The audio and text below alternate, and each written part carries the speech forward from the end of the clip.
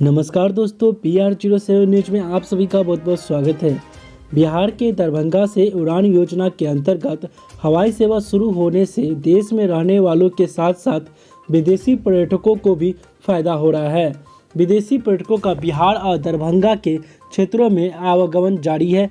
दरभंगा और उनके आसपास के ऐतिहासिक जगहों को देखने के लिए फ्रांस से आए 3 विदेशी पर्यटक दरभंगा एयरपोर्ट पहुंचे, जहां उनको फूलों की माला पहनाकर शानदार स्वागत किया गया। यह तीनों युवक आगामी 3 दिनों तक जिले में रहेंगे और यहां के महत्वपूर्ण स्थलों का भ्रमण कर बारिश का आनंद उठाएंगे। जी हां दोस्तों, पर्यटकों की बड़ी संख्या।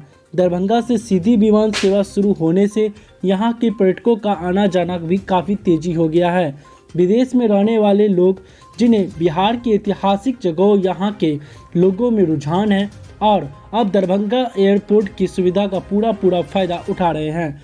फ्रांस से घूमने आए 3 युवक फैबियन, ल्यूको, विंसेंट अपने भारतीय मित्र के मार्गदर्शन में दरभंगा पहुंचे। इनमें से एक युवक मुंबई में एक निजी कंपनी में कार्यरत है।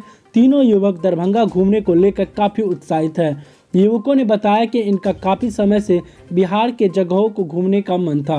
अब वो बिहार आए हैं तो मिथिला पेंटिंग से लेकर नालंदा विश्वविद्यालय तक सब घूमेंगे।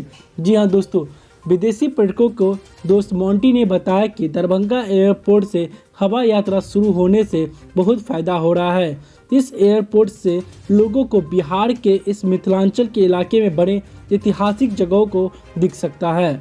मोंटी ने बताया कि फ्रांस से आए युवकों को बिहार घूमने की इच्छा थी। इसी क्रम में तीनों विदेशी युवक उसके साथ दरभंगा के ऐतिहासिक स्थलों को देखने मुंबई से यहां पहुंचे।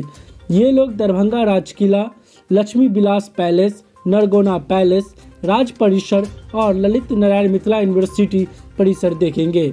तो दोस्तों, आपको हमारा यह रिपोर्ट कैसा लगा? अगर हमारा रिपोर्ट अच्छा लगा हो तो हमारे चैनल को सब्सक्राइब करना बिल्कुल ना भूलें। दरभंगा और दरभंगा एयरपोर्ट से जुड़े तमाम खबरों के लिए धन्यवाद।